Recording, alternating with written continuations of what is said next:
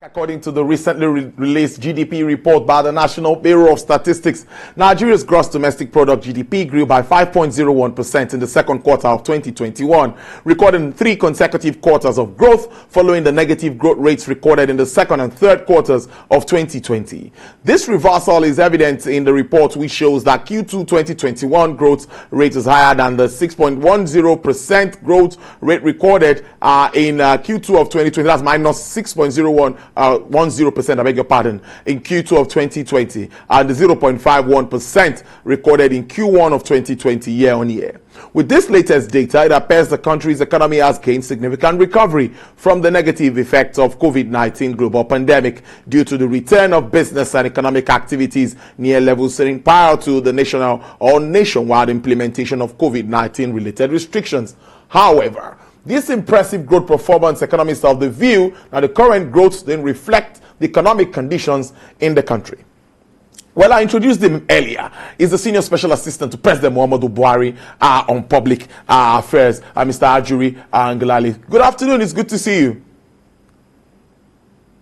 Good afternoon, my dear brother. Always really a great experience to be with you. Thank you. Yes, 5.01%. This is unprecedented despite all the odds. Well, how did it come to you? Well, what it comes to me as progress. We're moving in the right direction. We've been, fairly moderate in the sense that we recognize that even as this is clearly a big step in the right direction, that we have more work to do. Really, instead of focusing on celebration, we're focused on how do we deepen this economic growth that we're seeing, how do we make it more inclusive, and how do we ensure that our people are getting the very best of the growth that we're recording. And, one of the things that we were really enthused about was, as you dig into these numbers, what you find is, and this is the assessment not of APC or of the presidency, this is the assessment of the National Bureau of Statistics, is that we are now seeing the evolution and establishment of an inclusive economy. When you see where the growth is coming from, we're looking at about 9.2, nearly double-digit growth in the services sector. As many of us are aware, that this is a labor-intensive sector, so the growth is coming from sectors where there's high labor intensivity, there's a high rate of employment, and all of that, as opposed to capital-intensive sectors like oil and gas that are not necessarily as labor-intensive. So that's been very encouraging. That nearly 10% growth in the services sector was the most, is the most since 2010, more than a decade. But in addition to that, we have also seen that the contribution of the non-oil sector to the GDP has, obviously risen by, it's riding on a rate at about 6.7%, thereabout. This is the most since the third quarter of 2014. So the fact that we're growing at 5%, right, at a time when we actually, during the second quarter of 2021, experienced a dip from the oil and gas sector, speaks to the fact that our initiatives in agriculture and manufacturing, solid minerals, now, of course, we're now mining and even processing and refining gold for the first time in Nigeria in decades. Many of these initiatives really being driven by the policies of this administration under President Muhammadu Buhari. We're now beginning to really see the fruit of it, and it's encouraging us to go deeper. A very good way to start. Now, talking about interventions that might have led us to this point, we see a lot from the monetary side, like you've identified, agriculture and all of that, and also on the other side, a economic sustainability plan. And I guess, well, are you saying that we have that right handshake between the monetary side and the fiscal side at the moment for us to continue to grow at this pace? Absolutely. And in addition to the monetary and the fiscal, the policy side of it, right? You've alluded to the economic sustainability plan, the implementation, for those who may not be aware now, the 2.3 trillion naira economic stimulus, which is the economic sustainability plan being overseen in implementation by His Excellency the Vice President, Professor Yemi Osinbajo. We have already seen, with that policy thrust alone, 1.3 million jobs that would have been lost to the pandemic. Not only did we save that many jobs, we also saved and created that many jobs. And that's been very exciting for us. The grants we provided to over 500,000 MSMEs across all states of the Federation to keep their businesses open, keep those jobs alive, and then, of course, directly paying the salaries of the workers within these MSMEs, it's really gone a long way. And so for us, that's just one step out of many. You recall we put in place the Special Public Works Program where we've put to work 1,000 young Nigerians in every single local government area of the Federation, reconstructing rural roads. We've already linked about 500 markets through the implementation of that particular program. And of course, they've been using only and exclusively locally produced raw materials, things like bitumen for the road construction, cement and sand, and all of the various elemental parts of the reconstruction processes our young people have been undertaking have all been Nigerian sourced, meaning that we have that multiplying economic impact even on local vendors, local government to local government. So that's been very encouraging. We also have, as part of the plan, 17,000 housing units that are currently under construction with tens of thousands of workers across the country getting that done. As we kind of get through the first phase of that, that will already be the most housing units constructed by a single administration in the nation's history. But look, with all of that said, it's extremely important for us to note, looking forward, that when you consider that most of this growth is coming from the non-oil sector, and you consider what is happening in the oil sector, that's when we really get really excited, because it's just yesterday that President Muhammadu Buhari declared himself, also as the Minister of Petroleum, that we have declared a profit after tax of the Nigerian National Petroleum Corporation of 287 billion naira. Now, while it's not just encouraging for us, it's really important to juxtapose that with the reality of what's happened in the sector over time. 3 years ago, in 2018, the NNPC reported a deficit of 803 billion naira. In 2019, the deficit dropped all the way down to 1.7 billion naira, and now in 2020, for the 2020 financial year, we've reported now a profit of 287 billion, and we're only going further in that direction, positive profiteering direction,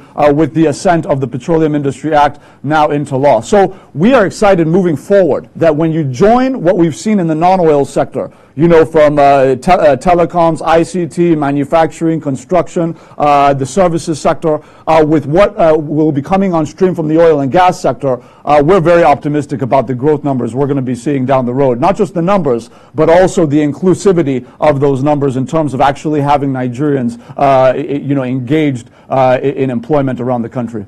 Yes, inclusive growth is what Nigerians want to see, and I know you also know that. And let's stay a little bit with the aggregate sector, and it's recording slower growth at 1.30% due to several bottlenecks. We know what's been happening with regards to agriculture. People can't even go to farms in some states. What more can be done, Ajuri? We need to address all of these issues so that the sector can be more productive.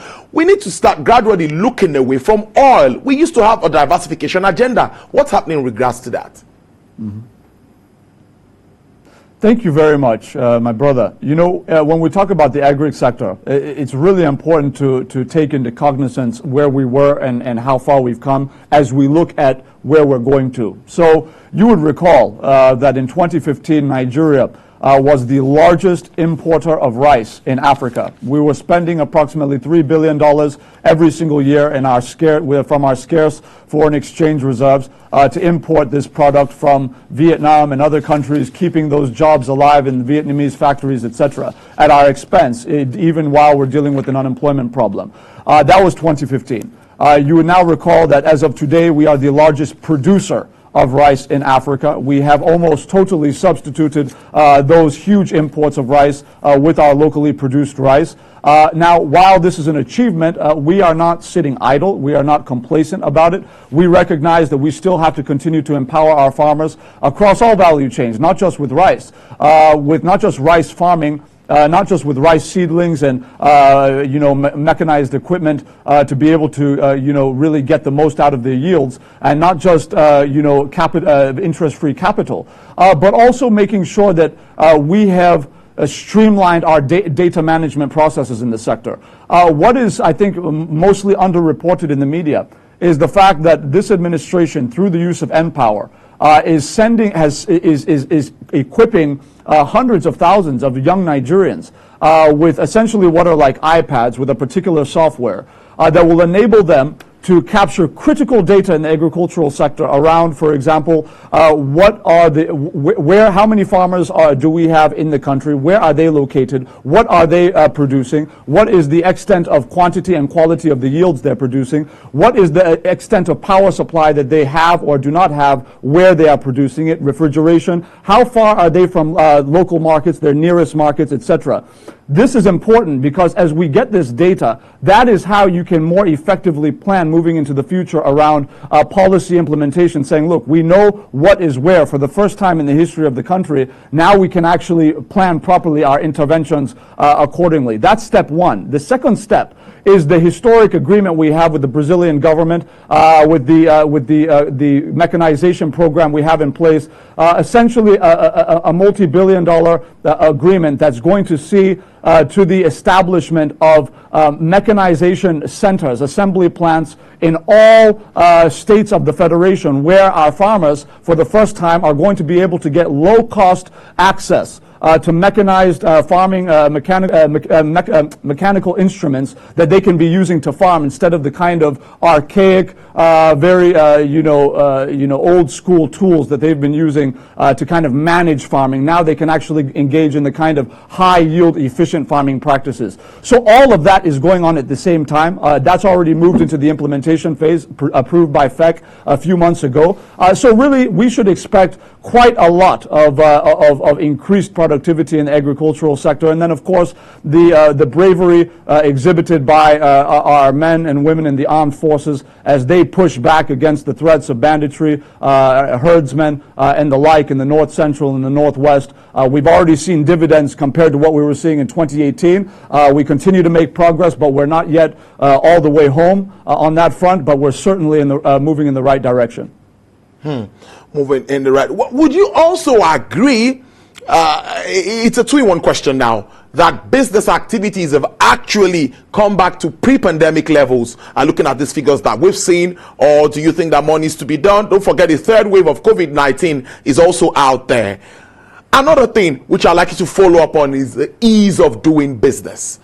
The environment needs to be more conducive. What is being done to also help address that? We still hear of tax issues. We still hear of a lot of issues. Ports and people having issues to clear their goods, and people having issues to access Forex, which is also a big one.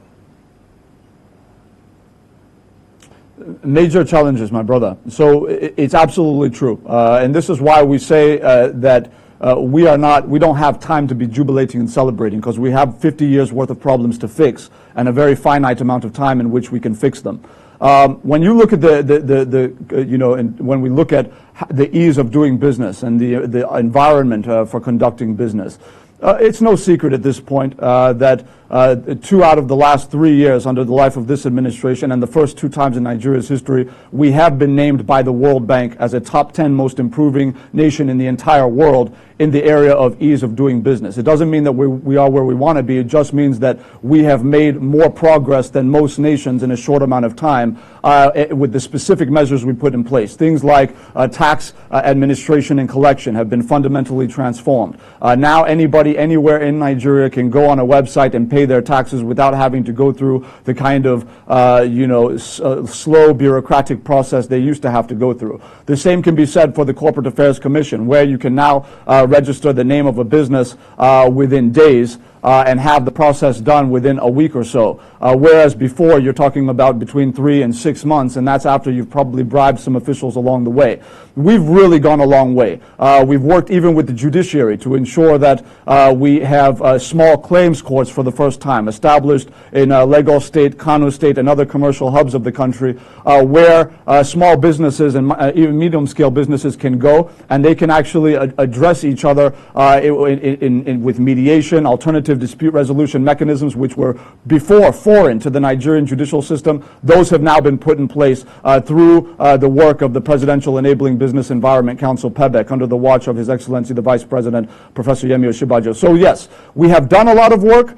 We are continuing to accelerate our positioning in the global ease of doing business rankings, but the truth of the matter is, and it remains the same, even if we talk about infrastructure, power, and some of the other sectors, when you are dealing with 50 years of failed administration and misgovernance, you have a lot of work to do, and that's why we don't have time to celebrate. We have to continue to move the country in the right direction, and we want to be able to say, overnight we're going to be able to solve every problem and Nigerians will love us. That's not how this works. You have to do it incrementally. You have to do it step by step by step until you get to where you want to go. The question is, are we moving in the right direction? And I believe if you ask Nigerians about whether it's infrastructural development across the zones, railways, roadways, bridges, airports springing up everywhere, seaports being developed, and the like, I think that you would have a fairly wide-ranging opinion that they've seen development over the last 5 years in these areas. Social investment's another one that they had never seen before in the history of the country. And so that's where we want to continue to move in the direction of.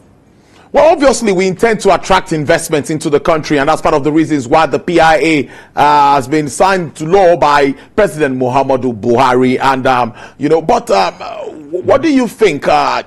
I see that a lot of expectations from the PIA. Are you sure we're not too overambitious?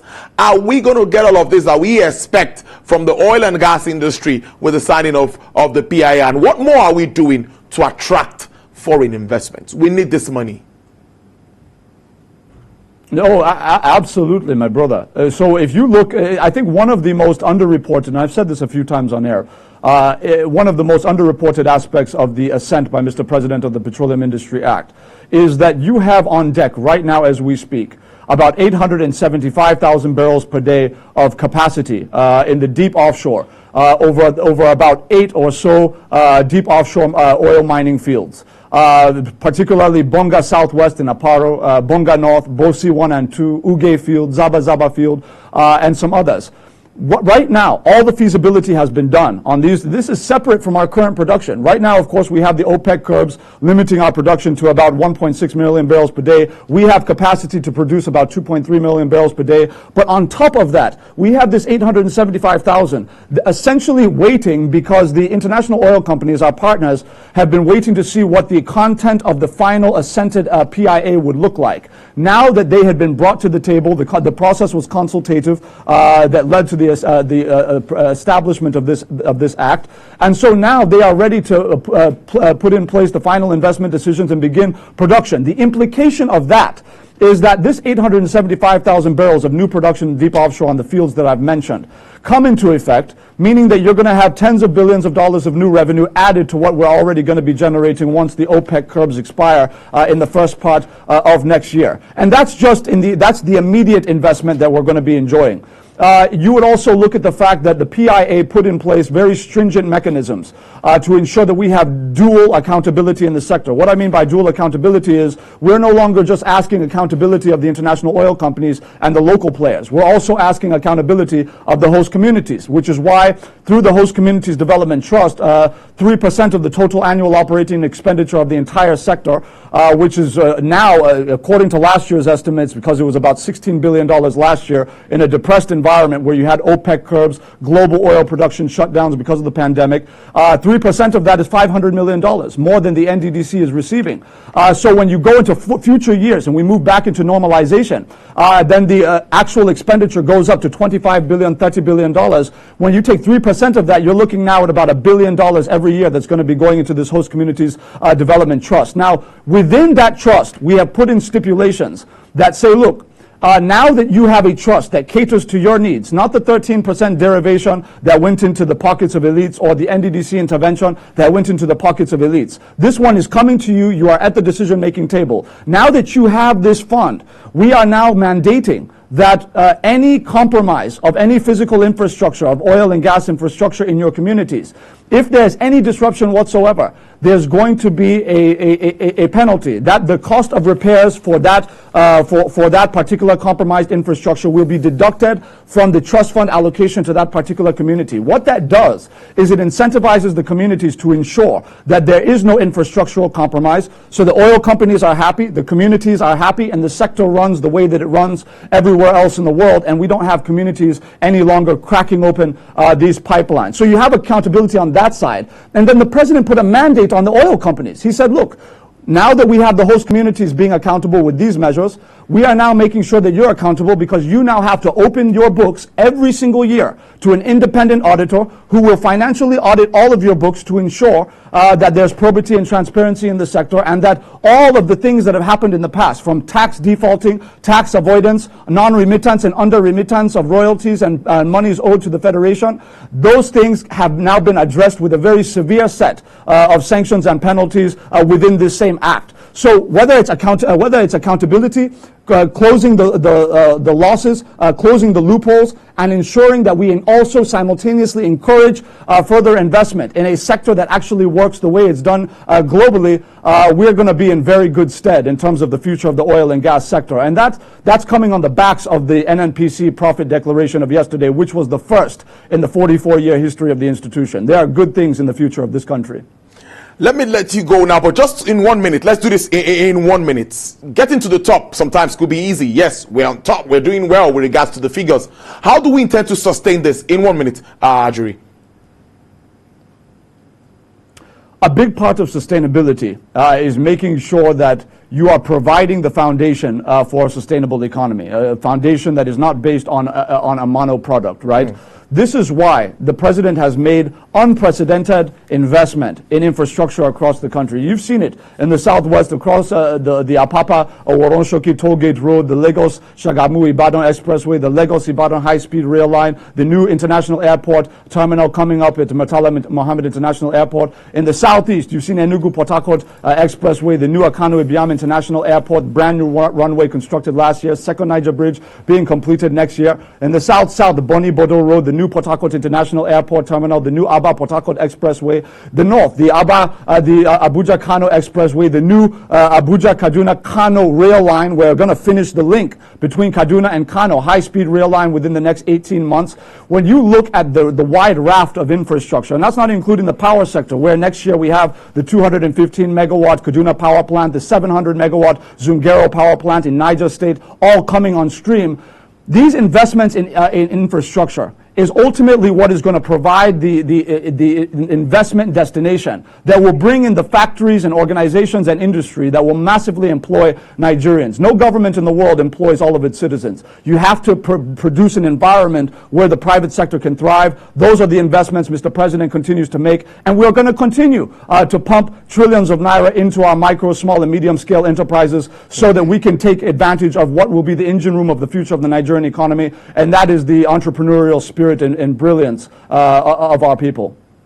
It's a good way to leave it there. Senior Special Assistant to President Muhammadu Buhari there on Public Affairs, Mr. Ajuri Ngalale. Thank you so very much for spending your afternoon with us. We know you're a busy person, but we appreciate this. Enjoy the rest of your day and the weekend. God bless you, my dear brother. Truly a privilege to be with you. Thank you.